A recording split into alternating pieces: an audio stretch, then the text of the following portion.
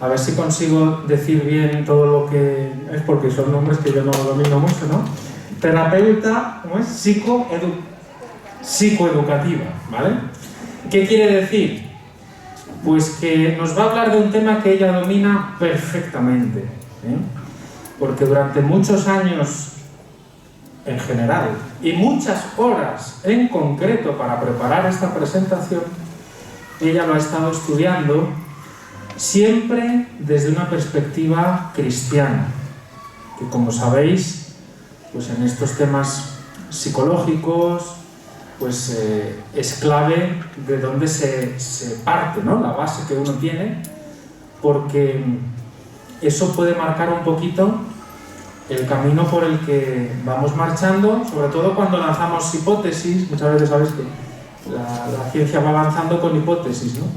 Y entonces cuando una hipótesis la lanzas al aire sin más, sin tener nada más en cuenta, pues te puedes ir por los cerros de Úbeda, ¿no? Sin embargo, si ya tienes las pistas que te da la fe, tú vas a seguir haciendo el camino científico y vas a seguir el método científico, pero pues te permite tener como unas guías que luego al final siempre se demuestran que son las verdaderas, ¿no? Entonces ella nos va a hablar de un tema que mientras lo preparábamos a mí me ha parecido súper interesante para vosotros, las familias jóvenes, y bueno, algunos invitados más que tenemos hoy entre nosotros, con mucho gusto, ¿verdad? Las familias jóvenes de la parroquia, que tenéis siempre el reto, primero, de sobrevivir, ¿no? De sobrevivir en esta sociedad que os carga con tantas cosas, ¿no? Y después, pues, de santificaros mutuamente en el matrimonio, marido y mujer, y después de educar a vuestros hijos. La tarea que tenéis es grande, ¿no?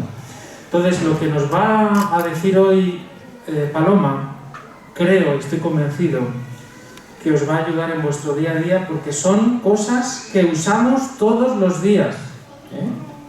No os asuste, porque al principio ella va a contar muchas cosas que ella misma os va a decir, que no es su intención, no es que os quedéis con todo eso, ¿no? Pero para que veáis todo lo que hay detrás, ¿eh? Y luego ya vamos a llegar a unos conceptos básicos, unas ideas básicas, unas cosas para pensar, para reflexionar, para comentar entre todos. Y estoy convencido de que va a salir fenomenal, no solamente por lo bien que se lo ha preparado Paloma, sino porque vosotros pues habéis venido con mucho interés, y además este es el primer encuentro presencial que tenemos pues desde hace un montón de tiempo. Entonces yo creo que teníamos ya muchas ganas de vernos, ¿no? Así que nada, muchas gracias por venir a todos. Escuchamos a Paloma y después tendremos un tiempo para poder preguntar.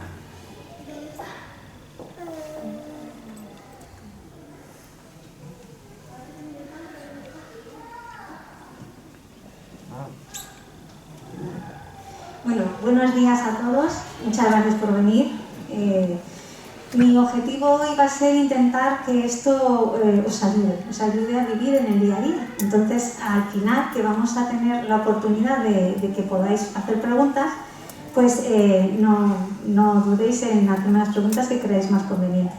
Voy a empezar con una parte más teórica, más ardua, pero que creo que es interesante conocer para luego pasar al día a día, a cómo vivir, cómo educar, cómo estar con nosotros mismos y con los demás. Así que bueno, espero que os ayude.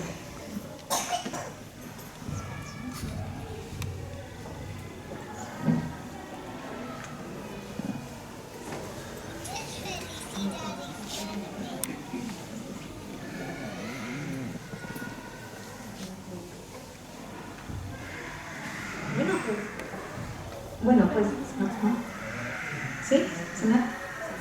He titulado la conferencia El poder del sentir y emocionarse, el mejor camino para conocernos y vivir plenamente. Vamos a intentar empezar ese camino. Cuando hablamos de emociones, utilizamos muchísimo vocabulario, muchas palabras que expresan muchísimos temas que tienen detrás emociones, sentimientos, pensamientos internos, sensaciones, conductas emocionales, ser conscientes o inconscientes de mi sentir y padecer, resiliencia, ñoñadas, hay gente que lo nombra así, cariños y afectos, estados de aceptación, educación afectiva, emociones, captación de los sentidos, empatía, criterios emocionales y afectivos, introspección afectiva, personalidad sensible, hedonismo, voluntad afectiva, percepción interna, simpatizar, pasiones, sentimentalismo, inteligencia emocional, gustar y experimentar, implicación afectiva, gustos, fortaleza emocional, vivencias, sensibilidades, consentir, sentirse, sentirme, sentirle, ser o estar sensible, resentirse. Bueno, como veis hay muchísimo vocabulario que va a tener este mundo de las emociones. Pero vamos a ver qué son las emociones. Pues una emoción es un conjunto de respuestas neuroquímicas y hormonales que nos predisponen a reaccionar de cierta manera ante un estímulo externo, es decir, algo que veo u oigo, o un estímulo interno, pensamiento, recuerdos, imagen.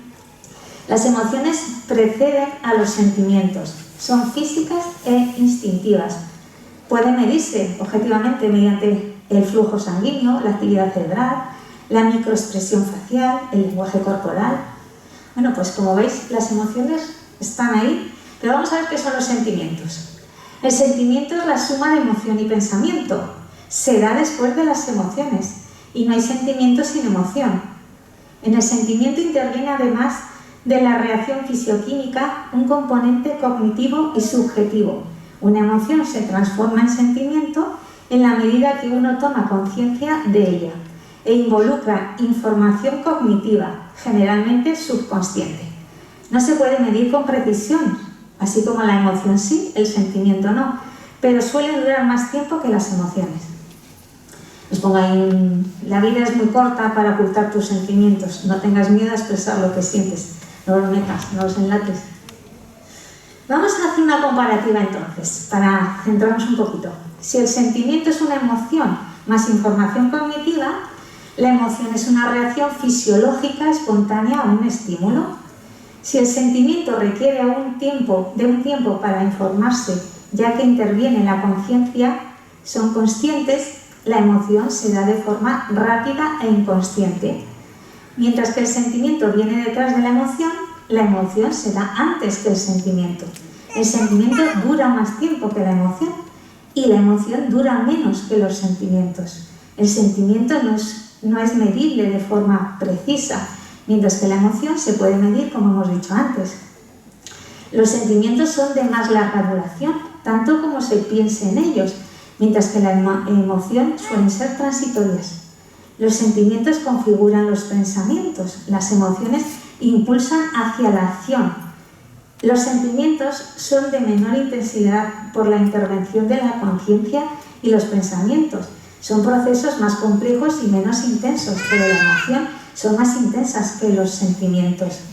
Los sentimientos son interpretaciones de las emociones, regulables por nuestros pensamientos, y se nutre de una o varias emociones, mientras que la emoción se origina en la amígdala y las cortezas prefrontales ventromediales del cerebro. Son energía en nuestro cuerpo, que solo se estanca si se reprime. Los sentimientos se clarifican con como si fueran buenos, malos, positivos, negativos, para su conocimiento. Y las emociones no es ni mala ni buena, es adaptativa, ayuda a la supervivencia de la persona. Y los sentimientos, un mismo sentimiento puede ser generado por diferentes emociones, mientras que en la emoción son inconscientes y conscientes. ¿Vale? Yo creo que ahora ha ayudado un poquito más a aclarar. Concretando, las principales diferencias entre emoción y sentimiento son su duración, su intensidad y reacción de nuestro cuerpo. Las emociones aparecen de forma automática ante una situación o pensamiento, mientras para mejor gestionar los sentimientos nos ayudará el ser conscientes de ellos. Bueno, pues tenemos una serie de emociones básicas que son las que vosotros vais a percibir más en vuestros hijos. Las emociones básicas o primarias aparecen durante el desarrollo natural de cualquier persona. Tiene como propósito ayudarnos a sobrevivir, dirigir nuestra conducta y favorecer la relación de los unos con los otros. Las principales características son: se identifican por una expresión determinada, facial, corporal, provocan una predisposición a la acción, tienen un papel esencial en la adaptación del organismo a su entorno, la supervivencia, la procreación, son universales, se dan en todas las culturas humanas, están presentes desde el nacimiento, perduran a lo largo del tiempo, se contagian. Si vemos a una persona riendo, nos contagia su alegría, y si la vemos triste, nos contagia su pena. Provocan una reacción biológica involuntaria en el organismo. Bueno, pues con todo esto hubo una serie de científicos que se pusieron a intentar clasificar las emociones. Y ya en 1979, Ekman, psicólogo, investigador y profesor, fue pionero en el estudio de las emociones. Y entonces él identificó 6 emociones básicas: miedo, tristeza, ira, alegría, sorpresa y asco. Luego en 1990 añadió uno más, añadió desprecio. Pupchik hizo una rueda de las emociones, que se llama así, y estableció primero 8 emociones básicas: miedo, tristeza, ira, alegría, sorpresa, confianza, desprecio y anticipación. Y con esta rueda estableció luego 8 emociones avanzadas: amor, desprecio, optimismo, sumisión, susto, decepción, remordimiento y alegría. Y alevosía, perdón. Goleman, que le conoceréis por el libro de inteligencia emocional, en 1995, él estableció 6 emociones básicas: miedo, tristeza, ira, felicidad, sorpresa y aversión. La Universidad de Glasgow, del Reino Unido, tuvo en cuenta solo las reacciones de los distintos músculos faciales y con ello estableció 4 emociones básicas: la felicidad, tristeza, miedo e ira, porque consideró que el miedo y la sorpresa compartían la misma señal base de los ojos totalmente abiertos y el asco y la ira la nariz arrugada. Entonces estableció solo 4. Ya en España, en 2005, el investigador y psicoterapeuta Roberto Aguado establece 6 emociones básicas. Añade a las 6 que hizo Ekman, añade él otras. Entonces Ekman puso miedo, tristeza, ira, alegría, sorpresa y asco, y él añadió culpa, admiración, curiosidad y seguridad. Supongo que habréis visto la película de Inside Out. Supongo que sí. Bueno, pues quien la haya visto, ahí aparecen solo 5 emociones básicas, y la curiosidad es que ellos lo hicieron así porque estaban limitados por el guión. Entonces, como estaban limitados, se establecieron 5 emociones básicas: miedo, ira, asco, alegría y tristeza, porque consideraron que eran universales y que las podían estar en todas las culturas. Pero vamos a ahondar un poquito más. Emociones, sentimientos, afectos. Dado que las emociones llevan a los sentimientos y los sentimientos requieren haber experimentado emociones, a la hora de hablar coloquialmente se suele utilizar indistintamente las palabras emociones y sentimientos para expresar el mundo interior, un estado de ánimo afectivo. Por eso muchas veces cuando la gente se expresa utiliza muchísimas palabras, pero en el fondo está hablando de lo mismo. Lo que pasa es que uno habla de emociones, sentimientos y habla... Entonces hay que entender lo que hay detrás. Cuanto más pequeños son los niños, las manifestaciones van a ser más primarias, más emocionales. Y a medida que crecemos, las manifestaciones van a ser más elaboradas, van a ser más sentimentales, más sentimientos o secundarias. Raúl Sacristán López, que es un profesor de la Universidad Eclesiástica de San Dámaso, en 2021, es decir, hace muy poquito, en la revista de Veritas Amoris Review, hizo un artículo que se llama Recuperar el afecto a través de la apertura del amor, y este profesor dijo que el empleo actual del término afecto se circunscribe al ámbito de las emociones. Es difícil concretar el horizonte terminológico: afecto, emoción, sentimiento, pasión. Cada uno de estos términos responde a un momento histórico distinto y a unos autores diversos. Cada uno de ellos da importancia a distintos aspectos de la relación, que es el afecto.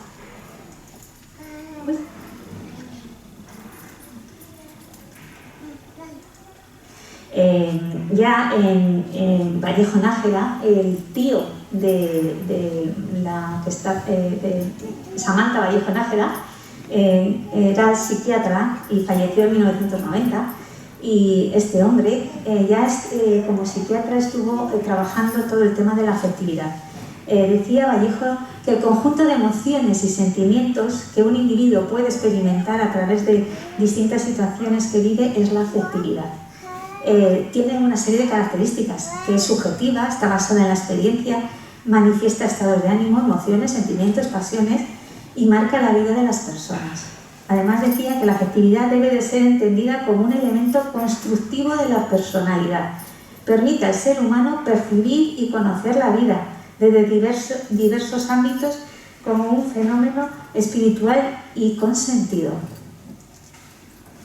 Entonces, para todo este ámbito, la gente, los estudiadores, los investigadores, los científicos, dicen, bueno, pero es que tenemos muchísimo, tenemos que clasificarlos, tenemos que hacer unas categorías, tenemos que intentar acotar todo esto. Entonces, cuando las emociones básicas se combinan, se producen emociones secundarias, empiezan a decir así, y son más complejas o derivadas, o además son sentimientos que se derivan de las primarias. Por ejemplo, la vergüenza es una mezcla de culpa y miedo. Las emociones secundarias no presentan rasgos faciales, esto es interesante para los padres, que sean característicos, ni una tendencia particular a la acción, por lo que pueden pasar desapercibidas o ser disimuladas. Por ejemplo, los celos. Cuando vuestros hijos tienen celos, no lo pilláis, sino que a lo mejor manifiestan una serie de emociones que vosotros no entendéis. Entonces estos investigadores empiezan a hacer clasificación de emociones y sentimientos positivos. Pues lo vamos a poner en positivo. Pues no sé, orgullo, amor, templanza, cariño, fortaleza. Vamos a poner negativos y empezamos, pues no sé, fobia, miedo, abandono, injusticia, pereza, pena. Vamos a hacer ambivalentes, confusión, excitación, congoja, alarma. En el fondo, aunque clasifiquemos las emociones y sentimientos en positivas, negativas, ambivalentes, primarias, secundarias, todas las emociones y sentimientos pueden llegar a ser negativas, positivas o variables, todas, según la manera en que las experimentemos y las expresemos. Hay estados emocionales que experimentamos y no sabemos nominar en nuestro idioma. Sin embargo, en otros idiomas, por ejemplo el inglés, lo llaman pronoia o lo llama abubuk, estados emocionales tan complejos que resulta difícil encuadrarlos. Funciones de las emociones. Las emociones básicas tienen una serie de funciones. Las primarias, la primera función era mantener la supervivencia, pero ahora ya vivimos un estado, hoy en día, que nuestra supervivencia está generalmente garantizada. Por lo tanto, tienen una reconocible función adaptativa, que implica la inclinación hacia una determinada conducta. Ya tenemos la emoción con la conducta vinculada. Vamos a ver, por ejemplo, el miedo. El miedo lo que hace es preparar para la huida, la evitación, el afrontamiento, la protección ante el peligro. Muy importante ver si vuestros hijos tienen o muestran miedo. Hay algo ahí. La tristeza, pues lo que intenta tiene a la reintegración personal, la introspección y la reconciliación. La ira nos dota de recursos para la autodefensa o el ataque. Como sale en la película, eso se ve muy bien en la película, en la habéis visto. La alegría tiende a la acción, la afiliación, al pensamiento flexible y divergente. La sorpresa a pararse y focalizar la atención en lo imprevisto. El asco o la aversión tiende al rechazo o evitación de lo que nos puede perjudicar. La culpa tiende a reparar. La admiración a imitar. Hay muchas veces que los niños os imitan o imitan a un primo. Es porque le admiran, no porque sea un pesado que está todo el día encima haciendo lo mismo que ve. Porque hay detrás una admiración. Todo eso hay que encaminarlo. La curiosidad tiende a la exploración y la seguridad al control. Más funciones. Las emociones reflejan nuestro mundo interno, nos informan de cómo vivimos lo que sucede a nuestro alrededor. Las emociones nos permiten conocernos mejor, satisfacer nuestras necesidades y deseos y entender muchas de nuestras conductas. Las emociones nos dirigen gran parte de nuestra conducta, nos indican cómo estamos evaluando y juzgando las diferentes situaciones que vivimos, nos ayudan a tomar decisiones, lo que sentimos nos lleva a elegir y nos permiten darnos cuenta de nuestro pensamiento y actitudes y nos ayudan a cambiarlos cuando es necesario. También nos facilitan nuestra adaptación al medio ambiente y nos ayudan a actuar adecuadamente. Por ejemplo, el enojo, seguimos con las de antes, pues nos indica que algo nos está molestando, siendo una alerta para solucionarlo. Cuando vuestro hijo no le entendéis y está enojado y no quiere, pues algo está ahí. El miedo nos sirve para reconocer que nos enfrentamos a una situación que puede ser peligrosa y nos alerta a protegernos. La tristeza nos señala que estamos frente a un hecho doloroso y nos debería impulsar a una reorganización. Y la alegría destaca circunstancias placenteras y benéficas y nos estimula a buscar otras similares a esas. Otra función es que nos ayuda a relacionarnos mejor. Las emociones facilitan una mayor intimidad. Permite que otras personas nos conozcan mejor y nos puedan entender con mayor facilidad. Y puede regular la conducta de los demás, porque les muestra qué actitud tomar frente a nosotros en esos momentos. Pero ojo, aquí quiero llamar un poco la atención sobre esto, porque muchas veces en familia o cuando ya estamos acomodados no nos molestamos en expresar lo que sentimos. Cuando no expresamos nuestros sentimientos, los demás etiquetan esos sentimientos o esas conductas que ven.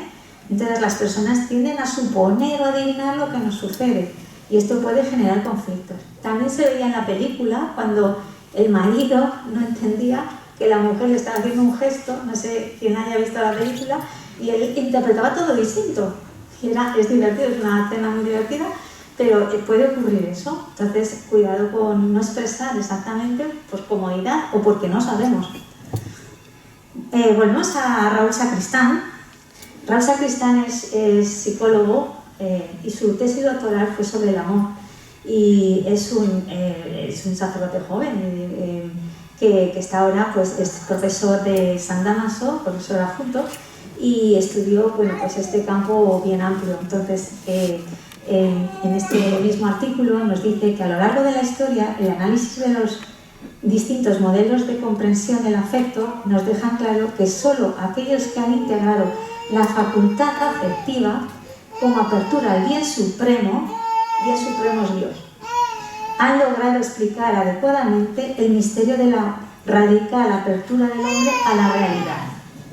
Solo desde esta comprensión abierta se puede entender que el misterio del amor, en la clave del afecto, es una apertura a una relación que provoca un verdadero éxtasis, pero no nos aniquila, sino que nos convierte en amantes. Entonces, es una frase muy potente. Lo que viene a decir es que el que llega a ese nivel llega al éxtasis de ser amado y amar, y es lo más grande que podemos encontrar. Quería presentaros, porque estamos en el año de la familia, que el Papa Francisco lo ha nombrado así, y en la diócesis de Alcalá de Henares se presenta el próximo fin de semana del 7, 8 y 9 de mayo, después de las elecciones, se presenta un congreso internacional. Creo que es el primero que se hace y es el primer congreso internacional en Alcalá de Henares. Va sobre la familia y lo están gestionando Alcalá de Henares y Veritas Amoris Project, que también se va a presentar allí como una institución internacional que está custodiando lo que es el amor verdadero. Entonces, en este congreso, en Veritas Amoris Project, que ahí tiene su página web, tiene una serie de razones por las que existe este proyecto, y en el número 9 habla de lo siguiente. Nos plantea que hablar de la verdad del amor en el clima emotivista actual requiere una reflexión sobre los afectos. Aceptar la verdad del amor implica aceptar una verdad de los afectos, pues estos no son sentimientos autorreferenciales. Un afecto es, por el contrario, la primera reacción a un amor que nos precede, el cual es en sí mismo ya el cual en sí mismo ya anticipa la unión con el amado y nos permite avanzar hacia esta meta. Ahí tiene muchas versiones, y dice en su versión racionalista, el paradigma que opone la ley de la conciencia ignora los afectos o los considera como obstáculos a la libertad. A lo mejor a lo largo de vuestra vida habéis oído que hay que ignorar los afectos o hay que prescindir de ellos. Pues ese es un paradigma más racionalista. El mismo paradigma tiene otra versión, emotivista, que absolutiza los afectos, eliminando la referencia de ellos a la verdad. Entonces, todo es emoción, todo hay que disfrutarlo, todo hay que sentirlo, todo hay que experimentarlo. Entonces, ese es otro paradigma. Por el contrario, desde el punto de vista de la verdad del amor, es posible reconocer que en el afecto existe una verdad inicial, aunque no todavía completa y suficiente. Se hace así evidente la importancia de la educación. Ahí entráis vosotros. Proceso en el cual los vínculos personales permiten que los afectos maduren en virtudes. Bueno, pues para llegar a eso vamos a, si tenéis que educar, ¿dónde está? ¿Dónde está eso que tenemos que educar? Bueno, pues ¿dónde está la afectividad? Pues en el cerebro, en el sistema límbico. No constituye una región encefálica separada por encima de otra o concreta, no. Lo integra un conjunto de estructuras ubicadas en diferentes áreas que se hallan dispuestas en ambos lados del tálamo, debajo del cerebro, y que establecen múltiples e intrincadas conexiones neuronales entre ellas. Bueno, pues vamos a verlo. Mira, aquí tenemos, a ver si esto, así. Aquí lleva neocortes, la parte emocional y la parte instintiva, ¿vale? Esta es la parte prefrontal, la frente, ¿vale? El neocortes es la parte pensante del cerebro, ayuda a controlar las emociones a través de la resolución de problemas, el lenguaje, las imágenes y otros procesos cognitivos. Son las funciones ejecutivas. Y el sistema límbico está considerado la parte emocional. Aquí tenemos el tálamo. A ver si me va. Aquí, ¿veis? El tálamo, todo esto que está aquí. Tenemos el hipocampo. Ay, es que me va muy mal el ratón. No me funciona. Y la amígdala, que es esta, ¿vale? Bueno, pues el tálamo envía mensajes al córtex, ¿vale?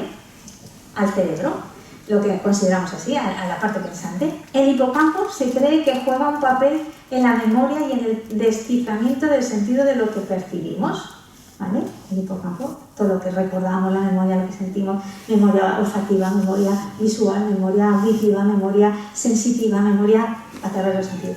Y la amígdala es el centro de control, ¿vale? Bueno, pues volvemos con Daniel Goleman, el que escribió la inteligencia emocional. Él supuso una revolución tremenda. Y entonces dice que la afectividad,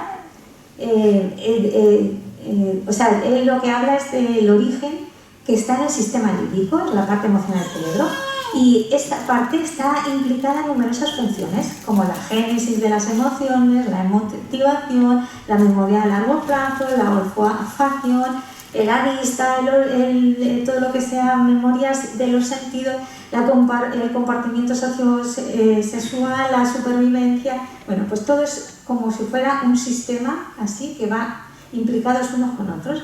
El funcionamiento de la amígdala y de su interrelación con el neocortes, con el cerebro, que eso consideramos, pues constituye el núcleo mismo de la inteligencia emocional. Bueno, pues si tenemos que educar en este mundo, tenemos otra doctora en neurociencia, María Budín, que nos dice que la inteligencia emocional debe ser educada. Entonces dice, las áreas del pensamiento deben coordinarse con las áreas afectivas y modularlas. Las personas actuamos con todo el cerebro. ¿Por qué? Pues porque la vida afectiva de las personas están vinculadas a las capacidades, los intereses, las habilidades, las aficiones, los estilos de reacción ante estímulos, las impresiones, las vivencias, etcétera, etcétera. Todo lleva una base emocional. ¿Cuántas veces oímos a la gente que dice, es que yo cocino con amor? o esto me recuerda cuando era pequeño lo que cocinaba mi madre, o esto tengo un olor que me traslada no sé dónde. Entonces todo está implicado. Para seguir con María Uri, nos dice que es responsabilidad de los padres descubrir el mundo interior de la personalidad de sus hijos, llevar a cabo todas las acciones que ayuden a este conocimiento y desarrollo, así como el crecimiento espiritual al que están llamados. Pues no tenéis bastante ya. Pues mira, tenéis que intentar ayudar en los afectos, que los afectos son educables, saber que eso, que los sentimientos pueden ser potenciados o inhibidos, que los sentimientos bien educados sostienen al hombre. La madurez afectiva se consigue con el esfuerzo constante, por no dejarse dominar por lo sensorial. La apertura al otro es signo de equilibrio mental. Conocernos y conocer a los demás nos ayuda a mejorar. La educación afectiva se modera en el marco del orden y del deber desde la voluntad y el servicio a los demás. Bueno, pues con estas máximas que os he puesto vamos a intentar ahondar un poquito más. Si tenemos que educar integralmente, pues ¿qué tenemos? ¿A dónde tenemos que ir, no? Bueno, pues tenemos como 3 grandes bloques. Tenemos la razón, que es la acción directiva de nuestra vida, en nuestros sentidos. Es la racionalidad y es la que conoce, piensa, sintetiza, reflexiona, aprende, comprende. Bueno, pues esa la razón está bien localizada. Tenemos la afectividad, de la que estamos hablando, que está vinculada a la vida de la relación. Es la sensibilidad. Y la afectividad es una manifestación de quiénes somos. Y es muy importante, que lo tengáis en cuenta, vincularla al pensamiento formado en el bien y la verdad, la conciencia recta y buena. Y luego tenemos la voluntad. ¿Qué sería la voluntad? El director de orquesta. La voluntad es el motor mediador entre la razón y la afectividad. Es la que va a ayudar a alcanzar la verdad y el bien. Y es la que pone en marcha las decisiones. La voluntad es muy importante. Esto es una parte que tendremos que tener en cuenta antes de educar. Los sentimientos son exclusivos y personales. Nadie debe ni puede obligar a otro a tener determinadas emociones y sentimientos. No puedes obligar a alguien que te ame. No puedes obligar a alguien que te admire. No puedes. ¿Por qué? Porque no lo vas a conseguir. Porque no podemos valorar, aprobar o descalificar los sentimientos. Porque las emociones son subjetivas, basadas en el aprendizaje y experiencias personales. Somos responsables de nuestros sentimientos y de lo que hacemos con ellos. Hay que aprender a expresar los sentimientos adecuadamente. Bueno, pues si no podéis obligar, ¿cómo lo hacéis? Las emociones surgen de lo que nosotros pensamos, de lo vivido sobre algo. Por ejemplo, una realidad que puede surgir con vuestros hijos. Una persona les dice que son tontos, o nos dice a nosotros, somos muy tontos. Si le creemos y pensamos que tiene razón, nos podemos sentir desvaluados o humillados. Si pensamos que nos quiere lastimar, a propósito nos enojamos. Pero si nos decimos, esta es una opinión de él, pero yo sé que no soy tonto y no vale la pena darle importancia a lo que él dice, nos vamos a sentir tranquilos. Entonces, el otro también influye. Si son personales, no las podemos imponer, sin embargo, nos están influyendo. Entonces, quiero que veáis un poco este triángulo, ¿no? Lo que siento me lleva a actuar, me lleva a pensar, me lleva otra vez a sentir de una manera, ¿no? Entonces, ¿cómo podéis entrar en esta realidad educativa? Bueno, pues tenemos una educación en afectividad que tiene como 3 eslabones. Mira, el primero, hay estímulos en el medio que nos va a rodear. Por ejemplo, los vamos a captar a través de nuestra capacidad sensitiva. Vuestros hijos van a actuar. Y luego van a reaccionar internamente y externamente condicionados por circunstancias personales y del ambiente. Lo vamos a ver ahora desde un punto de vista un poquito más concreto.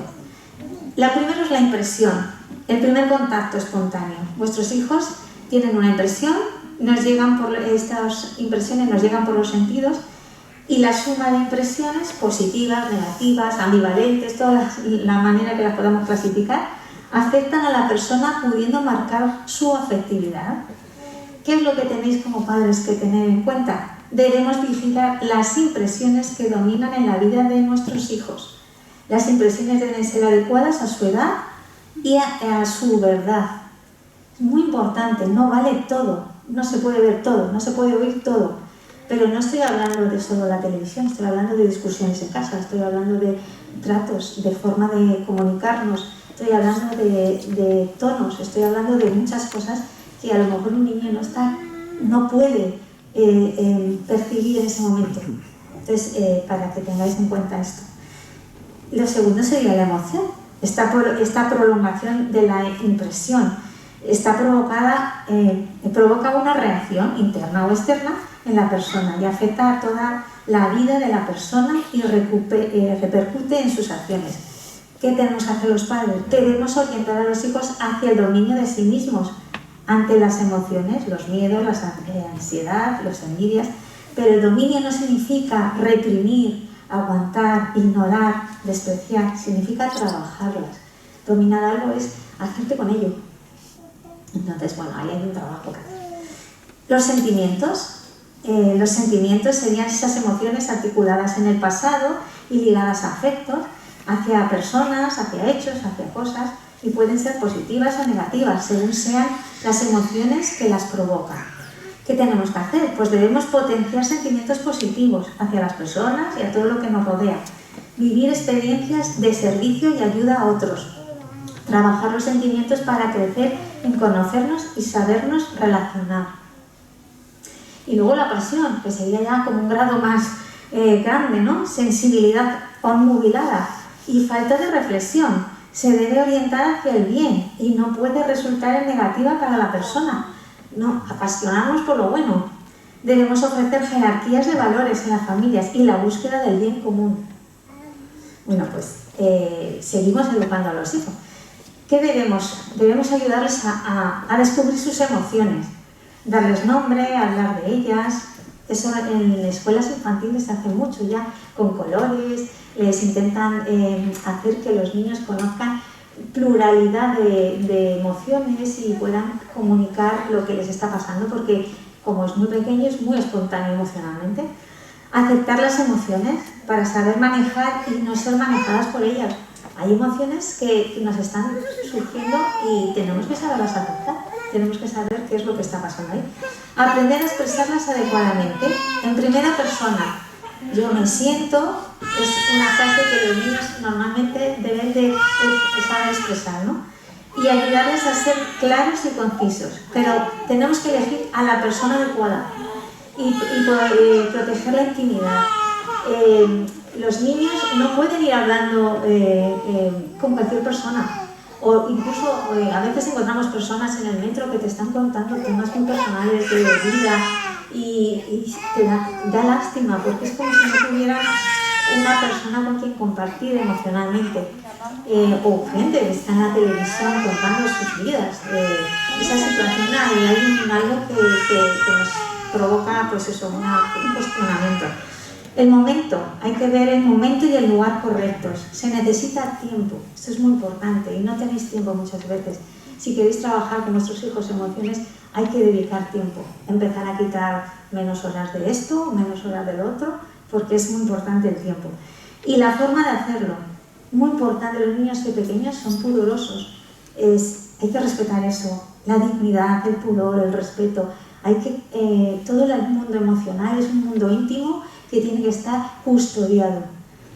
Evitar luchar contra las emociones. Debemos centrarnos en solucionar lo que la emoción denota, no enfrentarnos a la emoción. No neguemos las emociones y sentimientos que surgen en la familia, ni nos quejemos de ello, afrontémoslo. Cada familia tendrá su abanico de emociones, vamos a decirlo así. Pues veamos qué es lo que ocurre ahí y por qué. Y reconocer y aceptar los pensamientos que están manteniendo las emociones y las incrementan y modifican, y el motivo que lo genera. Todo eso hay que ahondar en ello. ¿Articulaste?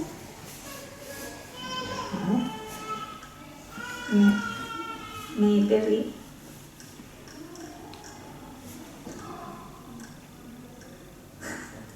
Vale.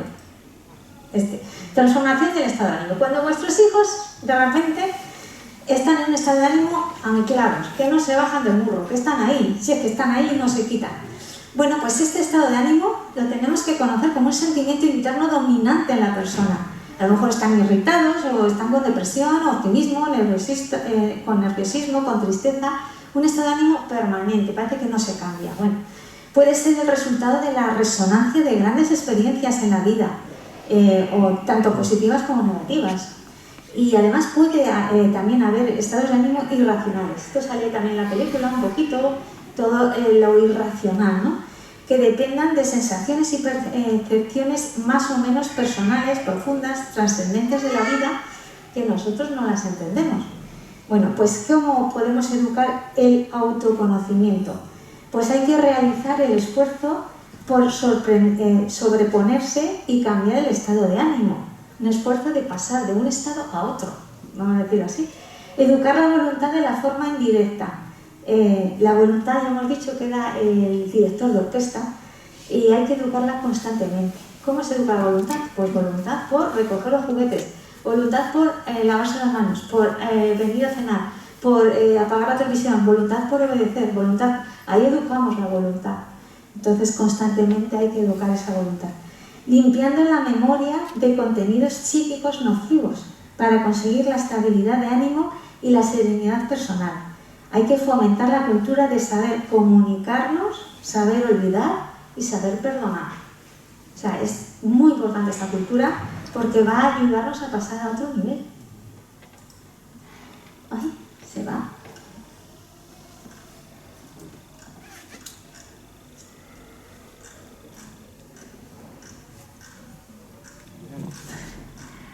No sé. A ver. Ahora. La autoestima. Vamos con la autoestima. Es muy importante la autoestima. Es la valoración, es la evaluación, he puesto mal la palabra, es la valoración perceptiva de nosotros mismos. Es el conjunto de percepciones, pensamientos, evaluaciones, sentimientos y tendencias de comportamientos dirigidos hacia uno mismo, hacia nuestra manera de ser y hacia los rasgos de nuestro cuerpo y nuestro carácter. Es como nos estimamos. O sea, una persona que tiene una mala autoestima se estima mal. Una buena autoestima se estima bien. Una autoestima muy alta a lo mejor se estima demasiado alto. Bueno, pues para poder educar en la autoestima de nuestro hijo y que tenga una buena autoestima, es necesario que se sienta querido y valorado. Es todo lo que es el apego afectivo. Es muy importante en las edades tempranas que haya un buen apego afectivo. ¿Qué significa eso? Pues que los niños puedan vivir apegados a los afectos de los padres. Entonces es muy importante que los padres tengan unos buenos afectos. Es como ponerle al niño unas gafas para vivir la vida a través de esa dimensión. Entonces el niño se sentirá apegado a esa vida agradable y buena. Si los padres manifiestan afectos que no son inadecuados, el niño estará un poco impertinente, vamos a decirlo así. Es importante que se identifiquen con su familia. Toda la autoestima sea de alguna manera que se pueda identificar con el mundo con el que vive, ¿no? Que se sienta cercano a las personas que le educan, que viva en clima familiar y afectivo sano, que pueda desarrollar su personalidad e inteligencia, que aprenda a ser útil a los demás y que pueda forjar un proyecto de vida. Seguridad. Además de la autoestima, la seguridad. Para los padres la seguridad es un tema un poco más arduo, ¿no? Sería todo el conjunto de normas preventivas, operativas, estrategias orientadas a minimizar, controlar, neutralizar los efectos de situaciones que afecten y lesionen a las personas, su familia, los bienes que poseen. Es decir, la seguridad es aquello que los padres tenéis que luchar por tener siempre. Seguridad en el trabajo, seguridad en la educativa, seguridad en la salud, seguridad. Pero para los niños es otra cosa. En la familia donde el niño vive aprende los valores y virtudes mediante la aceptación y el respeto que le permitan conocer quién es. Eso le va a dar seguridad. Cómo proceder y en qué es diferente a los padres y a los hermanos, y poder adquirir seguridad y capacidad para actuar y amar. Es otra dimensión diferente que la de los padres. Aprender a amar, socializarse.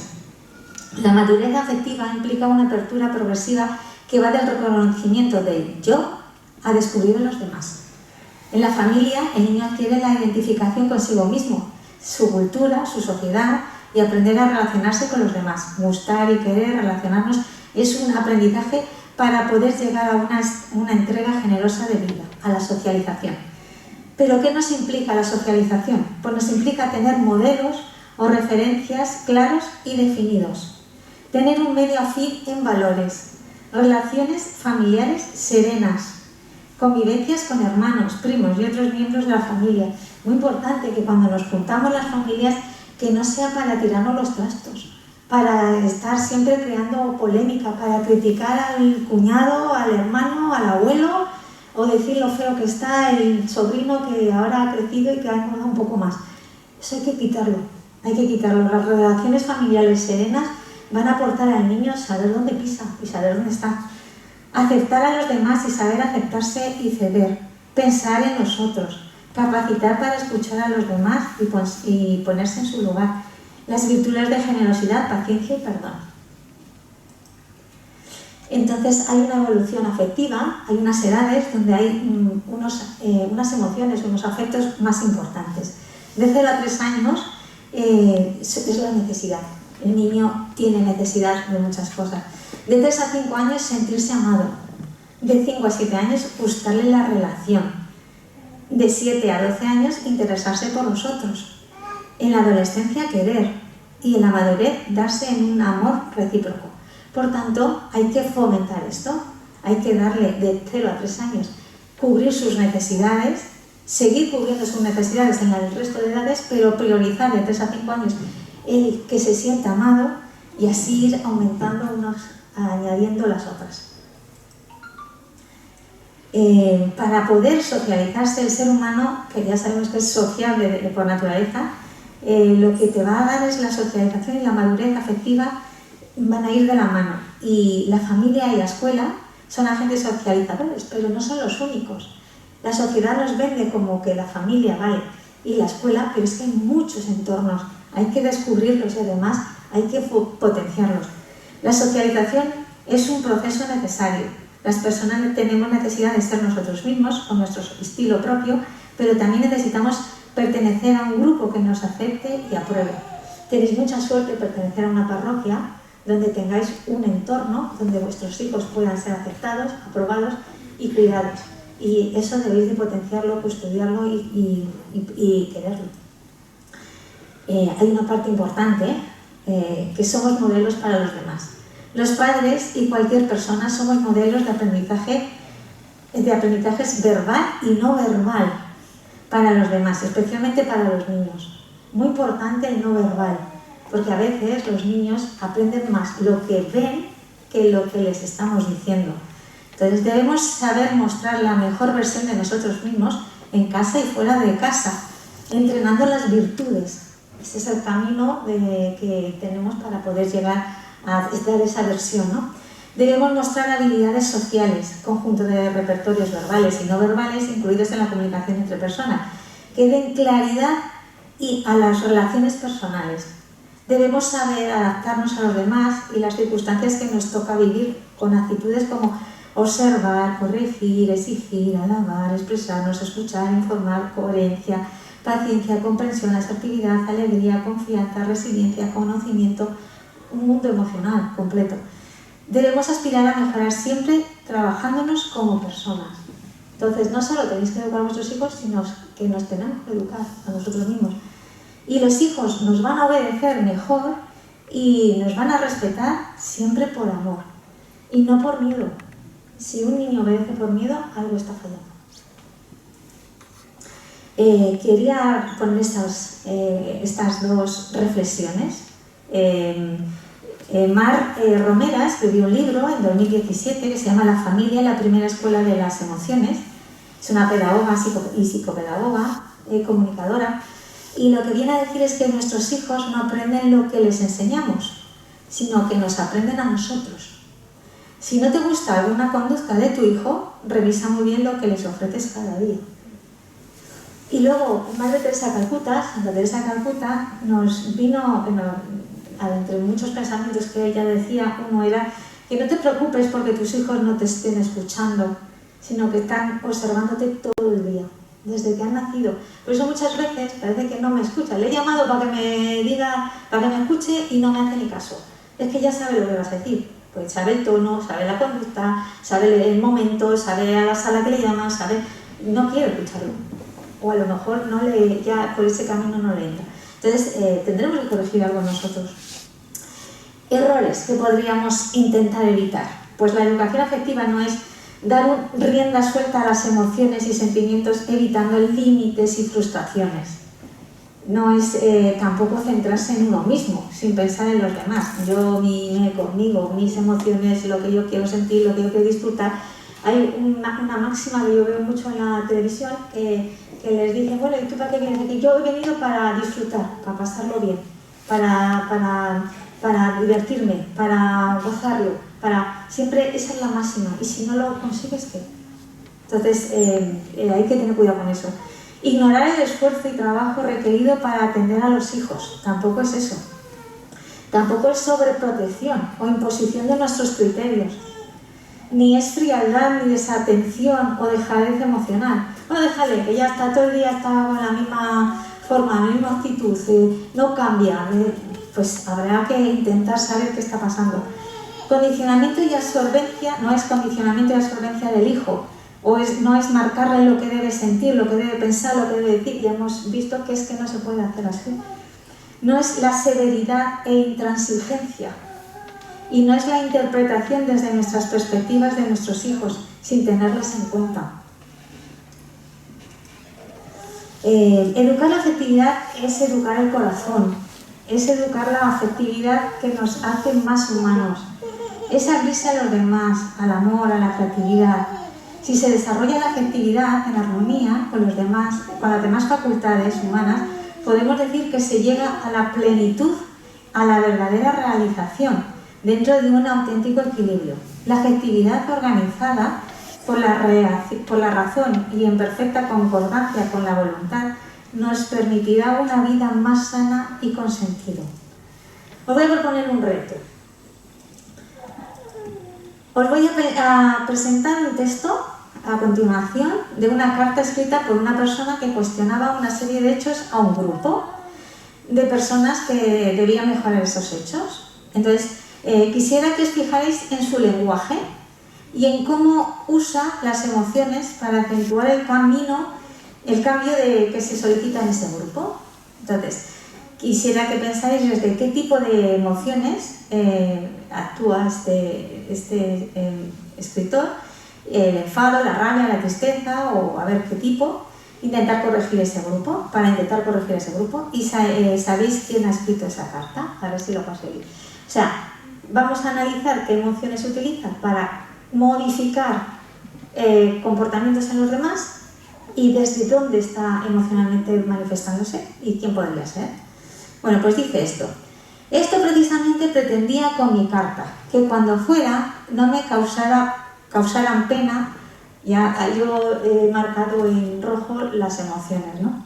Causaran pena los que deberían darme alegría, persuadido de que todos tenéis mi alegría por vuestra. De tanta congoja y agobio como sentía, os escribí con muchas lágrimas, pero no era mi intención causaros pena, sino haceros caer en la cuenta del amor tan especial que os tengo. Y si uno ha ofendido, no me ha ofendido a mí, sino hasta cierto punto, para no exagerar, a todos vosotros. Apela al bien común. Bástale a este individuo el correctivo que le ha puesto la mayoría. Ahora, en cambio, más vale que lo perdonéis y animéis, no sea que el excesivo pesar se lo lleve. Por eso os recomiendo que le confirméis vuestro amor. Solo el amor, fue el propósito de mi carta, comprobar vuestro temple y ver si hacéis caso en todo. Bueno, sigue diciendo más cosas y tal. Pues no sé, si podéis ver un poquillo, trabaja todo lo que hemos estado diciendo, apelando cuando hemos hablado del cambio de conducta en los demás, pues apela al final a la comunicación, al perdón y apela pues al amor sobre todo. ¿Sabéis quién lo ha escrito? San Pablo. ¿El Papa dice por aquí? San Pablo. Juan Pablo. San Pablo, una carta, una epístola de San Pablo. San Pablo, sí señor, San Pablo. Una carta a los Corintios, sí señor. San Pablo es el discípulo de las emociones. Es el que escribe, los que os hayáis casado seguramente entre vuestro repertorio está el amor. El amor es paciente, el amor es... Y entonces va contando, es el discípulo de las emociones. Entonces, os voy a hacer reflexionar un poquito más. Pensad en vosotros ahora. ¿Desde qué estado emocional suelo expresarme cuando quiero conseguir cambios con los demás? ¿Y con mi esposo o mi esposa? ¿Desde qué emoción le hablo? ¿Y con mis hijos? ¿Y con mis hijas? A veces a los hijos, si somos padres, les hablamos más severos y a las hijas más dulces, o al revés. A las hijas, si somos madres, les hablamos más intransigentes. No sé, ¿desde qué emoción hablamos al otro? ¿Y con mi familia? ¿Y con mis amigos? ¿Y en mi trabajo? ¿Desde qué emoción me expreso? ¿Qué estado emocional afectivo suele predominar en mí? ¿Desde dónde hablo o arranco yo para comunicar algo? Pensadlo un poquito y luego si queréis algo, ¿queréis decir algo? Pero bueno, voy a seguir. San Pablo, como ya he dicho, nos marca un camino para trabajar. Entonces, San Pablo, esto es de Romanos 5, quiero ver un poquito el caminito que nos dice a la hora de trabajar y como es el discípulo de las emociones, pues vamos a ver. Él dice que nos gloriamos hasta de las mismas tribulaciones, de los problemas. Nos vamos a gloriar de los problemas. Porque sabemos que el problema, la tribulación, produce constancia. Ya hemos hablado de la constancia del tesón de la voluntad. O sea, un problema te hace estar ahí. Y la constancia, virtud probada. O sea, si tú estás en constancia, lo que tienes que poner a juego son las virtudes. Son las emociones buenas, son saber sacar lo mejor de ti, ¿no? Pero probarlo, no, sí, sé que tengo una virtud, no, probar esa virtud. Y la virtud probada da esperanza, porque va a cambiar la situación. Y esa esperanza no quedará defraudada, porque evidentemente no depende de nosotros, porque es el amor de Dios, ha sido derramado en nuestros corazones por el Espíritu Santo y es que nos ha dado, que se nos ha dado y es el que va a transformar esto. Es un poco el hacedor de toda esta transformación, ¿no? Bueno, pues cuando hay verdadero amor, no hay distancia, hay camino por recorrer.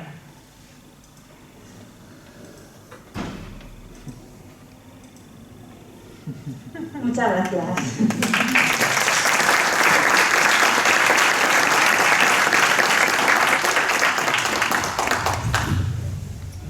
Pues como no nos vemos las caras, si alguien quisiera preguntar algo, yo la intención que tengo es que sea útil para que crezcáis como personas y podáis ayudar a los demás. Si queréis comentar alguna cosa o decir algo.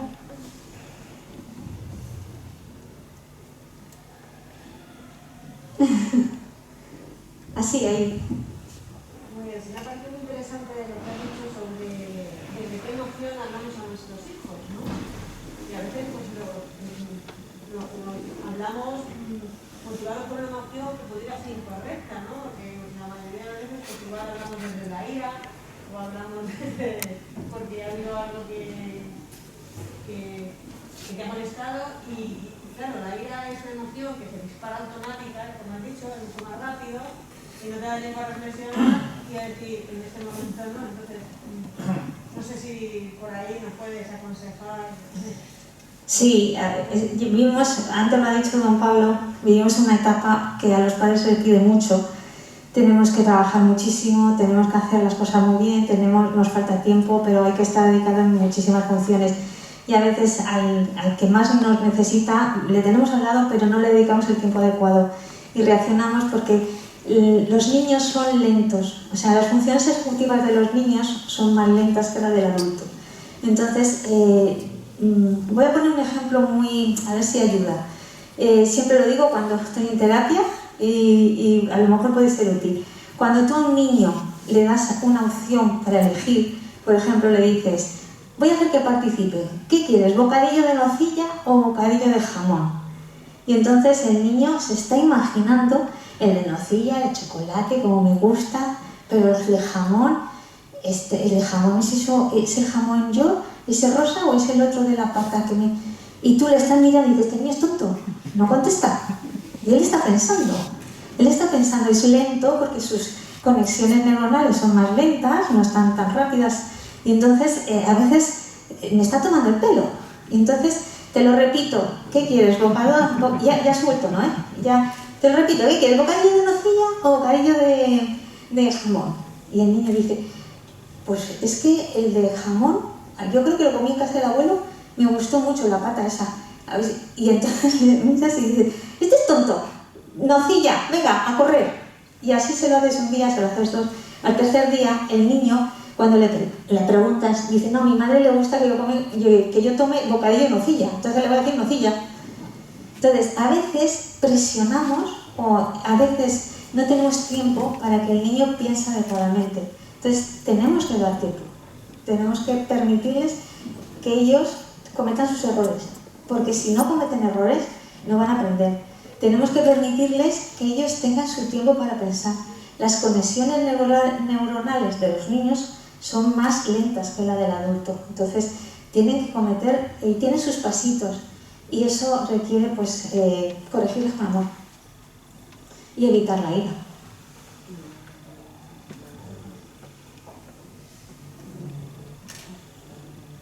A mí una cosa que me hace pensar es cuando ya al final casi con esto que comentábamos, de la distinta forma de interaccionar con los demás, con nuestra familia, en el trabajo, con los hijos, con la mujer. Y entonces yo de alguna manera un poquito he visto lo del refrán, la confianza de la... Pero es que yo me he dado cuenta porque efectivamente según te vas acercando afectivamente a la persona, en mi caso soy menos afectivo, o sea, el grado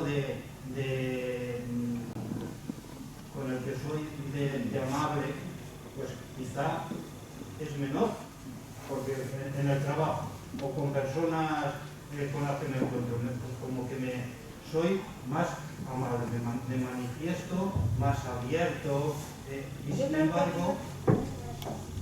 Es que no sé si le estáis escuchando. Ahora sí. Y sin embargo, yo creo que es un error mío. Primero, yo creo que tendríamos que actuar todos de amables y de cariñosos y de afectivos, pues todos por igual, pero que yo me he dado cuenta pues que con los más cercanos quizá es con los que menos afectividad positiva demuestro. Y incluso ya más con el que tengo más confianza, con mi mujer, pues como que si la exigiesen más. Entonces, a ver, Paloma, eso como lo... Pues, a la mujer se le habla con ira. ¿Sabéis qué pasa? Que en casa normalmente nos bajamos las defensas y muchas veces el mundo emocional requiere estar como controlado, ¿no? Pues para tener precaución porque te descubres. O sea, cuando expresas emociones, parece que eres más vulnerable, parece que todo lo emocional es muy íntimo y entonces te descubres, ¿no?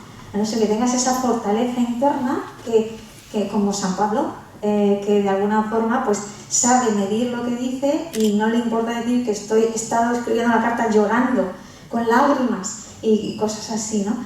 Entonces, cuando bajamos la barrera, muchas veces nos quedamos al descubierto y y pensamos en nosotros, tenemos necesidades, ¿no? Y entonces muchas veces queremos recibir lo que no damos.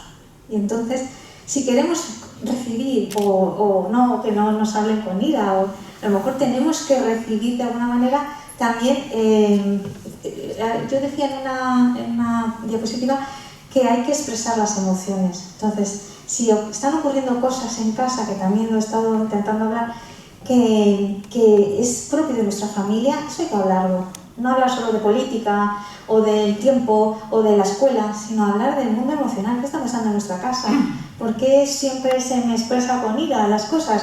¿Por qué siempre estás cansado y con mal gesto y viene otra persona y pones buena cara? ¿Qué hay ahí? Entonces, la comunicación es lo primero, comunicarnos.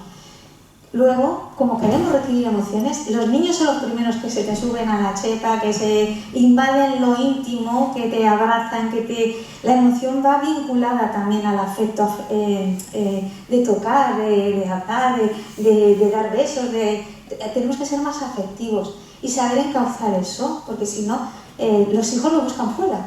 O sea, si no reciben afecto en casa, lo van a buscar fuera, porque es que somos personas que nos relacionamos. Y tú lo que venías a decir era que ¿por qué en casa nos tratamos peor que fuera, no? Pues yo creo que por eso, porque bajamos las barreras, no nos hemos educado en las emociones.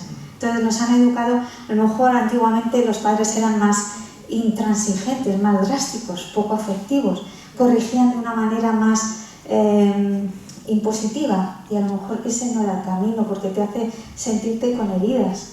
Y bueno, esas heridas se curan.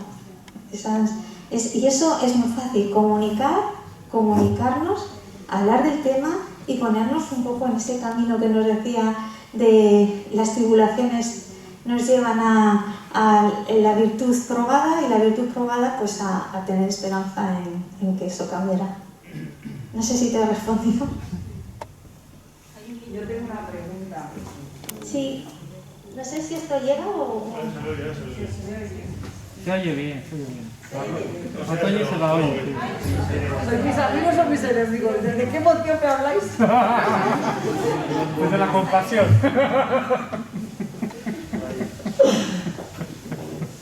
Me voy un poco al principio porque me ha parecido entender, usted ha dicho que las emociones se gestionan en la parte frontal del cerebro.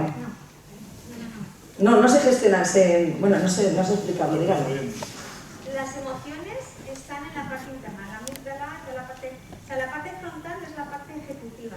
Ejecutiva, esa es la palabra que no me salía. Las personas hiperactivas, diagnosticadas de hiperactividad, tienen dificultades ejecutivas en la parte frontal del cerebro. Y entonces ahora esto lo llevamos a la adolescencia. Yo ya, si lo he hecho mal o bien en la infancia, no lo sé, pero ahora tengo la adolescencia delante y me interesa mucho saber, porque estas personas expresan, o sea, no sé cómo decirle, necesitaría que me explicase cuando los adolescentes nos escupen, irritabilidad, quizá desapego, rechazo, no es eso lo que están sintiendo, pero una persona hiperactiva, que realmente pues, está tratada, está diagnosticada, no sabe manifestar lo que necesita, y entonces, no sé cómo decirlo, cómo ejecuta esa emoción y nos escupe ese sentimiento, y entonces nosotros ¿qué hacemos con ello? Porque, perdona, ya termino, lo quiero llevar a una diapositiva que ha puesto aquí, diciendo un poco en cada edad lo que necesitan, y en la adolescencia dice querer, pero necesitan, me imagino que se refiere a ser queridos, y es lo último que te expresan. No sé, quería relacionar todo esto, ¿no? O sea, una persona que te está escupiendo ese rechazo, ese tal, ese cual, entonces tú dices, vamos a ver, ¿qué hago?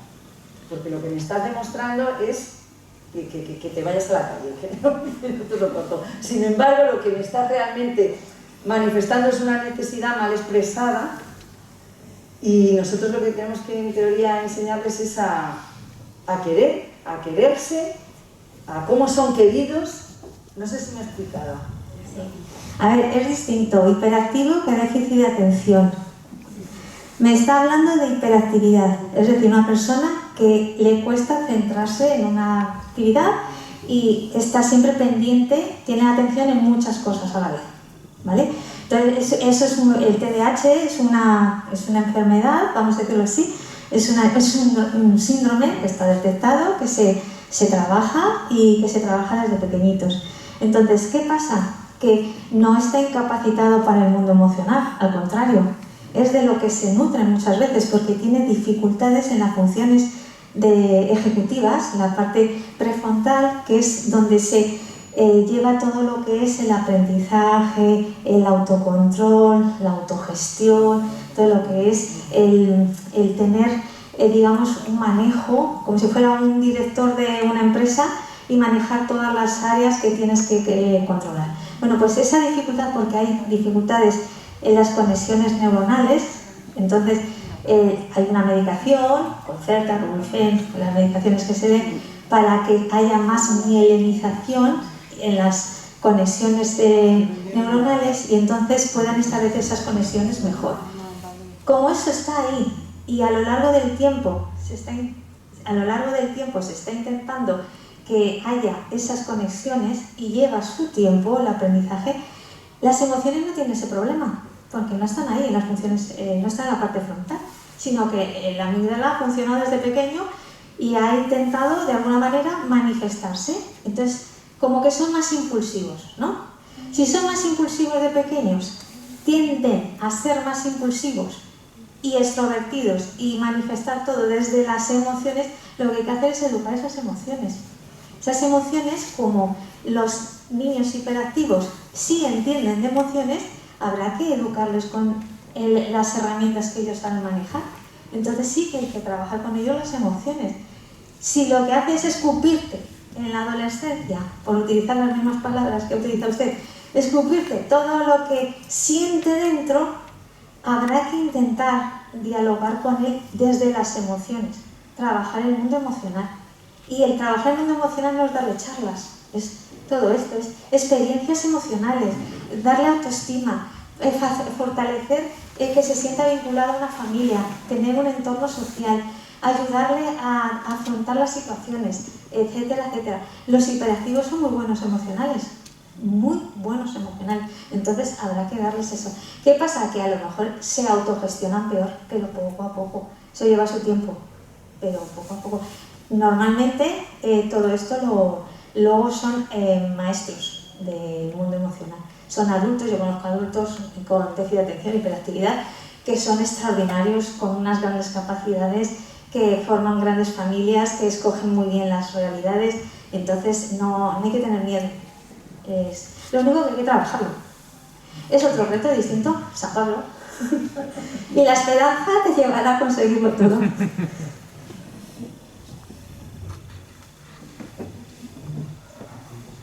Ah, sí, aquí. No, iba a recomendar un libro que es muy bueno, que es El poder oculto de la amabilidad.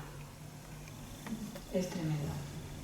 Y habla justamente pues, de esas pequeñas cosas diarias que nos hacen más.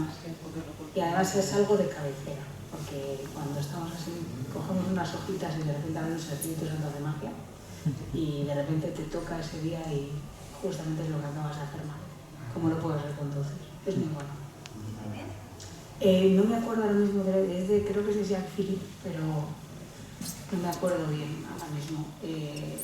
La editorial es Patmos y es muy bueno. El poder oculto de la amabilidad. El poder oculto de la amabilidad. Julia. ¿Vienes aquí, Julia? Yo creo que se me oye, ¿no? No te creas. Con las mascarillas a veces. ¿Se me oye o no? No, ¿qué? ¿Qué? A ver. Venga, sin miedo, una profe. Vamos a ver. Sí, solo quería hacer un comentario al tema de los celos. Has comentado en una diapositiva el tema de los celos y muchas veces los padres no somos realmente conscientes de que los celos entre hermanos, yo me quiero centrar entre hermanos, los generamos nosotros por comparativa entre ellos. Entonces, desde el punto de vista de la fe, si nosotros pensamos que cada ser humano es una creación de Dios, cada hijo es una creación aparte.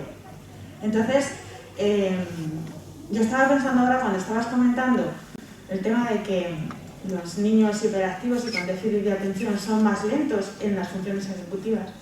Cada hijo tiene una realidad diferente, igual que cada persona tiene una realidad diferente, ¿no? Entonces, hay veces que ya se nos ha ido de madre porque, pues, normalmente el hijo que menos atención necesita es la que más demanda. O sea, el que se porta peor es el que más exigencia por parte de los padres recibe. O por lo menos en mi caso es así. Es al que más le están machacando porque es el que nunca hace las cosas bien. Y al que hace las cosas bien le ponen el ejemplo. Y a lo mejor estás cayendo en un error, ¿no? Porque es al revés. El que hace las cosas mal es porque algo sucede, es al que tienes que darle más afectividad, ¿no? Más, volcarte más, ¿no? Y el que lo hace bien, pues ya lo hace bien, ¿no? Entonces, quería un poco que explicaras esto, cómo manejar los celos y el tema de los hermanos. Si pudiera ser. Vale, voy a intentarlo. A ver, dice el Antiguo Testamento dice que el amor de Dios es el que se asemeja al amor de madre, a las entrañas de mujer. Es lo más parecido a la madre, ¿no? A los padres. Entonces, si los niños crecen en una familia y comprenden lo que es el amor de sus padres, entonces están capacitados para en el mundo dejarse amar y entender lo que es el amor de Dios. Teniendo esto en cuenta, los padres tenéis que gestionar una familia, una realidad, tenéis diferentes personitas que tenéis que intentar atender en sus necesidades. El tema es que a veces atendemos a unos niños y desatendemos otras necesidades diferentes. Me explico, a lo mejor estamos atendiendo la necesidad de que se vistan y como el pequeño no sabe vestirse, pues le estoy atendiendo, le dedico tiempo, le visto, le baño, le traigo. Y el mayor está recibiendo menos atenciones, que a lo mejor en ese momento no es vestirse, es hablar con él, o es explicarle, o es hacer que se implique en otra realidad. Los celos, su origen es que te sientes desatendido, te sientes comparativamente que no te atienden a ti en tus necesidades. Entonces, yo en otra diapositiva hablaba de que los padres tenéis que estar atentos a las realidades de vuestros hijos, a las emociones y los sentimientos. Quizá al atender a un niño os falta tiempo en intentar la realidad de otro niño. Luego también es verdad que los mayores os van abriendo camino en esto de educar y muchas veces no sabéis que pueden necesitar algo que luego ya con el segundo, el tercero o el cuarto ya sabéis que sí que tienen esa necesidad. Entonces yo creo que ahí sí que tenéis que estar en manos de Dios para poder de alguna manera discernir y saber cómo poder ayudar a vuestros hijos mejor. Pero sobre todo, y esa es la clave, la comunicación. En las comidas, en las meriendas, en las cenas, en dedicar a lo mejor menos tiempo a actividades, porque como no tenemos tiempo, pues les metemos en actividades. Llegan a casa, ya llegan a las 6 y 7 de la tarde, hay que ducharles, meterles la cena tal y los deberes ya para cama. Al día siguiente igual, al día siguiente igual, al día siguiente igual. Y el niño dice, ¿para qué venir para acá? Si esto es un horror, todo el día estoy de acá para allá, de allá para acá y no tengo tiempo de estar con mis padres. Y cuando queremos que estén con nosotros, ya son adolescentes y lo que no quieren es estar con sus padres, vamos, quieren irse por ahí con los amigos. Entonces, dedicar mucho tiempo a la comunicación. Y es muy fácil porque la van a hacer ellos, la comunicación. Ellos te van a decir en la comida, te van a hablar del compañero de clase, te van a decir, yo que sé, algo que ha pasado con un profesor o un amigo, o lo que ha hecho el hermano. Y ese es el tema de conversación. Con los hijos no es la política, es temas de conversación cotidianos, simples, sencillos, de relaciones principalmente, de cómo se sienten, de lo que han visto, de lo que han sentido. No sé si te he explicado, si te he ayudado en algo. Sí, Julia.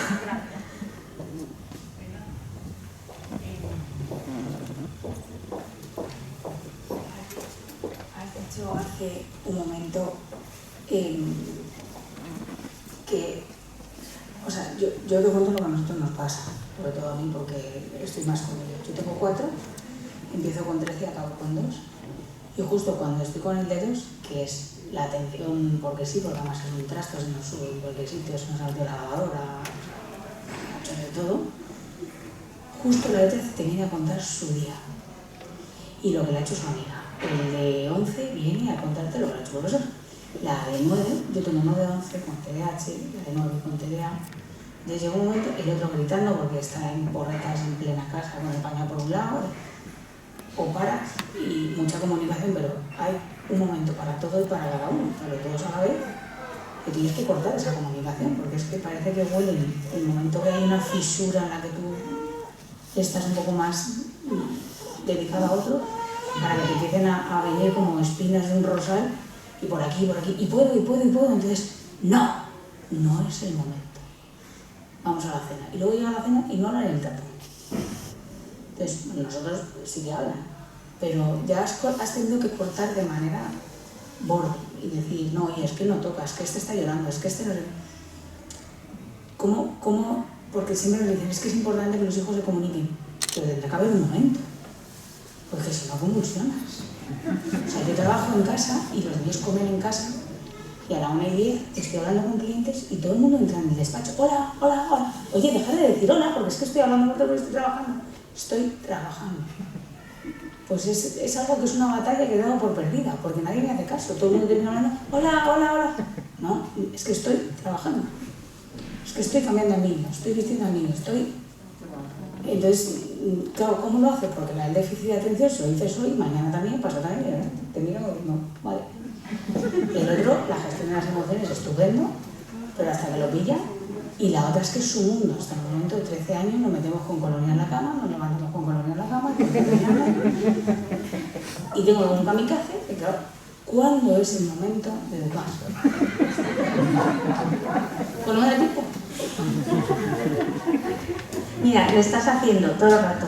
Estás educando en todo momento. Un poco lo que decía Teresa Calcuta, ¿no? No hace falta que les digas porque ellos ya han visto. La educación es de los dos, del padre y la madre.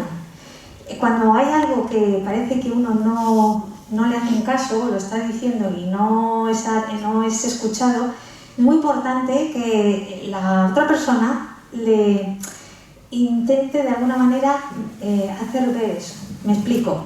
Si uno le estás diciendo a tu hijo, no me hables ahora, que es que ahora no puedo, que no entres cuando estoy trabajando, parece una queja personal tuya, parece algo que estás de igual a igual, no parece una normativa, no sé si expresarlo así, no parece como una realidad que hay que respetar. Mientras que si hay una tercera persona en esa comunicación, el marido, que viene a decir, oye, a ver, hemos dicho que con mamá cuando está trabajando no se entra, y se repite, o sea, tiene como un rango de más autoridad. No digo el marido el que tenga el rango, sino la norma que se le está intentando que respete. O sea, es como cuando pasa, tenemos que ir a un juez, si lo dice el juez parece más importante. O sea, lo que tenemos que intentar es que la comunicación sea, la educación sea de todos en la familia, que sea una cosa compartida, que no sea una queja de una persona, sino que sea una norma que se establece y que sea de alguna manera entendida por todos. Y que todo el mundo la entienda y venga otro de los hermanos y diga, oye, que a mamá cuando está trabajando no se pasa. Y venga el padre y diga, oye, que has vuelto a pasar cuando está trabajando, que no se pasa. De alguna forma no sea una queja tuya, sino es una cosa a respetar. Eso por un lado. Y segundo, cuando los niños necesitan atención, sí que es verdad que cuando se les ocurre es con lo que decir. Y a veces dice, bueno, dímelo más tarde. Y cuando es más tarde no tiene interés, porque tampoco tenía mucho interés. Lo que sí que tiene que estar cubierto es que ellos entiendan que van a ser escuchados. Lo que iban a decir a lo mejor no tiene importancia, pero ahora tengo un tiempo para que me digas lo que quieras. O sea, que haya un tiempo donde ellos se sientan escuchados.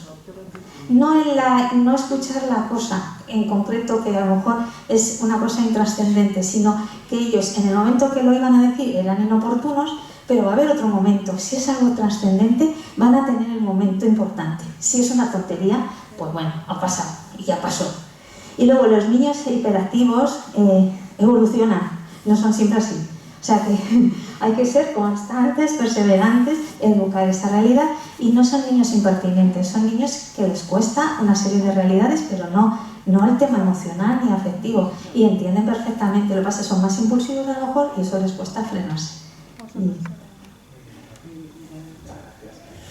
Bueno, pues estaríamos un buen rato más seguramente, porque está tan interesante que me da pena cortar, pero es que es muy tarde y hay que irse a casa y hay que volver a la realidad, ¿no?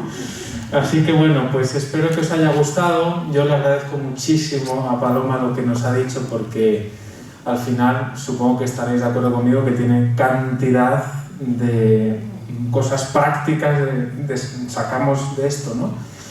Y bueno, podemos seguir hablándolo en otra ocasión por el grupo de familias jóvenes en el que casi todos estáis ya. Los que no estéis, por favor, poneos y sobre todo miradlo, porque si no, no vale para nada. Entonces por ahí, como sabéis, vamos mandando pues la información que creemos oportuna para vosotros, las familias jóvenes. Este trimestre solo vamos a tener 2 encuentros. Este es el primero, y el segundo, si todo va bien, si Dios quiere, será una salida, un sábado, una salida, porque tenemos ya muchas ganas todos de airearnos un poquito. Vamos a ir a un lugar muy bonito, que es el Valle de los Caídos, donde hay mucho espacio para poder comer allí. Celebraremos la misa, si nos dejan, arriba del todo, que hay una iglesia pequeñita en la hospedería. Y bueno, pues pasaremos un día, creo, muy bonito. Será el mes que viene, lo tenéis en el cartel, os lo recordaremos. Y por último deciros que, como siempre, el centro de pues este acompañamiento que la parroquia quiere haceros a las familias jóvenes es la misa del domingo, la misa de 12. Por eso os insistimos tanto. Hoy habéis venido muchos y os lo agradezco, pero es bonito que todos vayamos tomando conciencia de que la misa es lo que más nos une, lo que más nos ayuda, lo que más hace familia. Y si venimos todas las familias jóvenes a esa misa de 12, pues estamos también haciendo grupo entre nosotros. Ella nos hablaba desde un punto de vista psicológico de lo importante que es que nuestras familias tengan un entorno donde se vaya forjando esa vida familiar y donde los niños vayan educándose en todos los aspectos. De verdad que es importante. Vivimos en una ciudad donde hay tantas iglesias, hay tantas parroquias, hay tantas misas, que casi al final parece que, bueno, voy a la misa que más me conviene la hora, ¿no? Pero entonces nos estamos perdiendo ese aspecto de comunidad, de familia de familias, digámoslo así, que es la parroquia. Por eso os insistimos tanto en la misa de 12, ¿vale? No es por capricho de la hora, es para formar ese grupo, esa comunidad que os pueda ayudar en vuestras familias. Bien, no me enrollo más, muchas gracias a todos. No sé si hay algo más que quiera decir Paloma. Solo quiero dar las gracias por invitarme, a Julia, a Jesús y a don Pablo, por poder intentar ayudar en algo, y que si es útil, pues me doy por satisfecha. Muy bien. Utilísimo, ¿verdad? Muy bien, pues nos ponemos en pie y decimos juntos: gloria al Padre, gloria al Hijo y gloria al Espíritu Santo, como era en el principio, ahora y siempre, por los siglos de los siglos. Amén. Muchas gracias y hasta la próxima.